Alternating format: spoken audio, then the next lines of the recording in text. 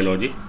This is a question from NEET 2021 question paper, and the question is about PCR reaction, polymerase chain reaction. Question says which of the following is correct sequence of steps in PCR, polymerase chain reaction. इनमें से कौन सा सही sequence बता रहा है PCR में होने वाले स्टेप्स की। तो पीसीआर पॉलीमरेज चेन रिएक्शन से हम लोग डीएनए का एम्प्लीफिकेशन कर लेते हैं। एक कॉपी अगर आपके पास डीएनए है तो उसकी हम मल्टीपल कॉपीज़ बना सकते हैं पॉलीमरेज चेन रिएक्शन से। 3 स्टेप है इसके। सबसे पहले होगा डीनेचुरेशन, उसके बाद होगा एनीलिंग, उसके बाद होगा एक्सटेंशन। तो option number A is the correct choice. आपको ऑप्शन नंबर ए चुन लेना चाहिए। पेज नंबर 202 एनसीईआरटी पे ये आपके मेंशन है। थोड़ी सी बातें और पीसीआर की कर लेते हैं हम लोग। पीसीआर का फुल फॉर्म है PCR stands for polymerase chain reaction. In this reaction multiple copies of a gene और DNA of interest is synthesise. Multiple copy हम बना लेंगे इन विट्रो और इन वीवो दो टर्म होते हैं। इन वीवो का मतलब inside the organism, in vitro means lab में। Using 2 steps of primer. अब ये एक्स्ट्रा नॉलेज है आपके लिए, आपकी बुक में दे रखी है। 2 सेट चाहिए हमें प्राइमर के। प्राइमर क्या है? Small chemically synthesised oligonucleotides. तो ओलिगोन्यूक्लियोटाइड्स क्या है? देखिए, जब मोनोमर का नंबर किसी पॉलीमर में 2 to 9 हो तो उसके लिए हम लोग ओलिगोन्यूक्लियोटाइड यूज़ करते हैं term that are complementary to the region of DNA. तो ये ओलिगो न्यूक्लियोटाइड्स पहले ही आप प्रोवाइड कर देंगे मीडियम में, और ये कॉम्प्लीमेंट्री होंगे तभी ये आके थर्ड प्राइम एंड के साथ एनीलिंग कर लेंगे। एनीलिंग का मतलब उसके साथ कॉम्प्लीमेंट्री बेस पेयर फॉर्म कर लेंगे। उसके बाद यहाँ पे थर्ड प्राइम एंड फ्री है तो ये थर्ड प्राइम एंड से एक्सटेंशन होता चला जाएगा। ठीक है जी। हाँ, तो चलिए हमने क्या किया है, इन विट्रो सिंथेसाइज किया है डीएनए को, और 2 सेट हमें प्राइमर के चाहिए। प्राइमर का मतलब chemically synthesize oligonucleotide and the enzyme. इसमें जो एंजाइम यूज़ करेंगे हम वो डीएनए पॉलीमरेज यूज़ करेंगे, Taq polymerase. DNA polymerase, Taq polymerase, ये हीट स्टेबल एंजाइम है।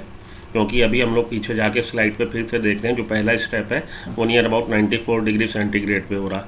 तो प्रोटीन की, भाई ज़्यादातर एंजाइम प्रोटीनस होते हैं नेचर में, और प्रोटीन डिटोरिएट हो जाता है हाई टेम्परेचर पे, लेकिन ये हीट स्टेबल एंजाइम है, ये इसकी संरचना खराब नहीं होती। और इसको लिया किससे गया? Thermus aquaticus. ये हमारा थर्मो एसिडोफाइल है, हमारे यहाँ की बैक्टीरिया का type thermo acidophile. Thermo acidophiles are those which you find in thermal habitat, high temperature habitat. ये ऐसी जगह पे मिलेंगे जहाँ पे टेम्परेचर हाई है। तो इसीलिए इनसे जो एक्सट्रैक्ट किया गया है टेक पॉलीमरेज, वो हाई टेम्परेचर पे भी स्टेबल रहता है। ठीक है जी। तो ये पॉइंट आपको याद रखने हैं। Taq polymerase enzyme, DNA polymerase को हम लोग टेक पॉलीमरेज यहाँ पे बोल रहे हैं।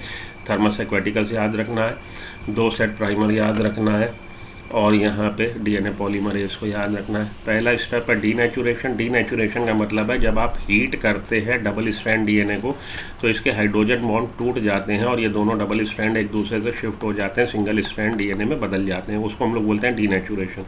तो इसके लिए लिख लीजिए 94 डिग्री पे हो रहा है। एनीलिंग 40 to 60 डिग्री पे होती है। एक्सटेंशन 72 डिग्री पे होता है। ये आपकी एनसीईआरटी में मेंशन नहीं, थोड़ी सी एक्स्ट्रा नॉलेज है, लेना चाहे ले, इग्नोर करना चाहे इग्नोर मारें। तो पहला स्टेप है डीनेचुरेशन हाई टेम्परेचर पे।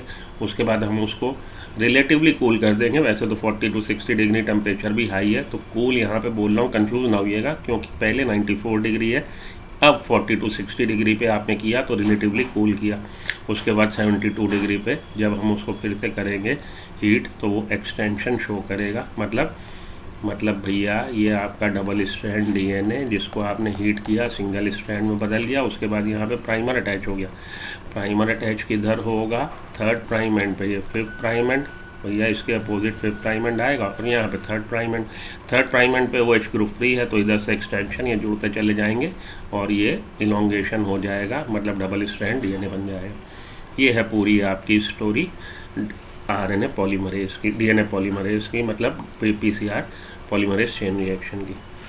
तो उम्मीद करता हूँ आपको आपके सवाल का, इस क्वेश्चन का जवाब आपको मिला होगा और आपको चीज़ें भी क्लियर हुई होगी। तो बने रहिए सुमो बायोलॉजी पे। अगर आप चैनल पे नए, चैनल को सब्सक्राइब कर दीजिए, अगर करना चाहे तो लाइक कर दीजिए। Thank you.